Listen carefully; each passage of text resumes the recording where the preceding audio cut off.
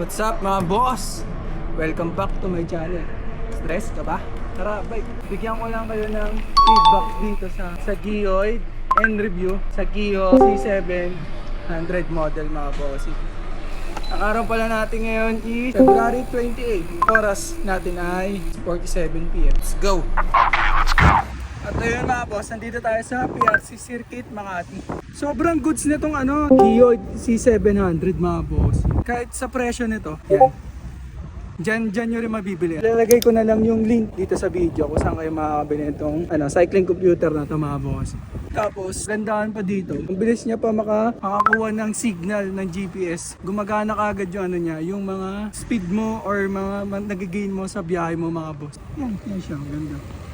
Goods tong mga bossing. Itong speedometer na to. Nare-recommend ko sa inyo to mga bossing. Ano siya, 2.5 inch yung screen niya, colored na siya. Ito pa yung mga pictures niya. Yan. Tapos kapag meron kang ruta na nilagay dyan, pinindot mo yung dulo na yan, magkakaroon yan map navigation.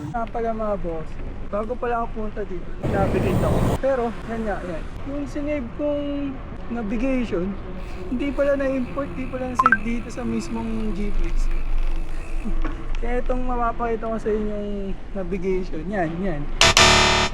Palpak. Hindi ko alam kung anong ruta yan. At dyan nakikita nyo sa screen, mga boss. Pag mali yung ruta mo, meron siya indicator na wrong way ka. Pero alam ko, tumutunog-tunog din to. Pinatay ko lang yung sounds niya. Pero maingay din, malakas din mga boss. Baguhin yung niya. Pinadala sa akin to ni Geoid, February 15. Yung inopen ko siya. Ayun guys, i-on na natin siya. Meron siyang factory na 75% na battery charge. Nakikita mo rin yung battery niya. Tapos after yung ina-update ko siya, yun, pinull charge ko siya. Hanggang ngayon, hindi ko pa rin siya china-charge. Nakalimang ride na ako. Ito yung mga ride ko mga boss. Yan yung mga ride ko. Nakakalima na. Yun, nakapag-Kawit Cavite ride. Yun, MOA. Dalawang MOA. Tapos, Timberland tsaka Antipolo via Cabrera. Ngayon, hanggang ang percentage niya is 8% or 29% mga boss. Yun, matagal din siya malobot mga boss. Pero ito nga pala mga boss, hindi siya touchscreen. Yung touchscreen ata nila ng model, yung CC700 Pro, ay nata yung touchscreen nila.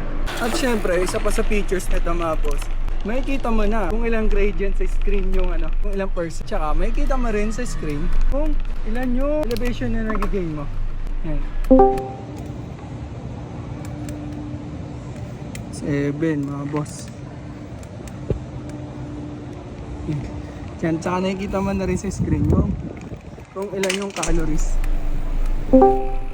So ayun lang mga bossing. Marerecommend ko talaga sa inyo itong Geoid na speedometer na to mga boss. Yun yung review natin dito sa speedometer na to mga boss. Siguro rate ko to 8/10 mga boss. Good na siya sa presyo niya mga bossing, sa halagang 2,000 plus. Tapos kung saan makakabili, dyan nasa link ko po para hindi po kayo magkamali ng bili. At para sa official shop kayo makabili. At yun mga boss, maraming salamat sa panonood niyo. Dito ko na rin tatapusin yung video natin. At maraming salamat Geoid sa pagpadala nitong sobrang solid na speedometer. Ride safe, peace out.